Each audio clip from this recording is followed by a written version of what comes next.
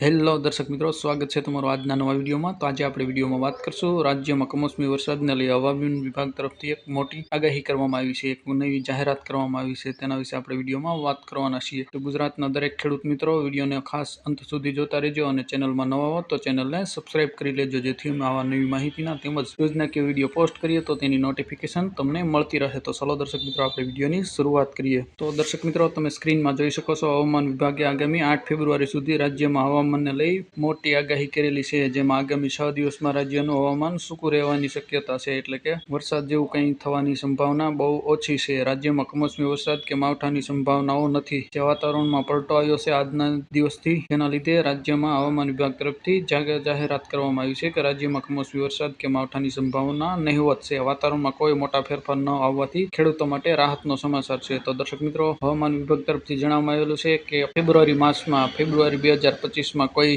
માવઠા કે કમોસમી વરસાદ થવાનો નથી, એટલે કે દરેક ખેડૂત મિત્રોએ ચિંતા કરવાની જરૂર નથી। તો દર્શક મિત્રો, હવામાન વિભાગ તરફથી આજે જાહેરાત કરવામાં આવી છે, તેને લઈ ખેડૂતે રાહતનો શ્વાસ લીધો। ગુજરાતના ખેડૂત મિત્રોએ ચિંતા કરવાની જરૂર નથી, ગુજરાતમાં કોઈ કમોસમી કે માવઠા થવાની સંભાવના નહિવત છે। તો દર્શક મિત્રો, આ એક માવઠાને લઈ તમારા માટે નવી માહિતી હતી। તો આશા રાખો આ વિડીયો તમને પસંદ આવ્યો છે। વિડીયો પસંદ આવે તો વિડીયોને લાઈક, શેર અને ચેનલને સબસ્ક્રાઇબ કરવાનું ભૂલતા નહીં। ફરી એક નવા ટોપિકમાં નવા વિડીયો સાથે મળશું, ત્યાં સુધી જય હિન્દ, જય ભારત।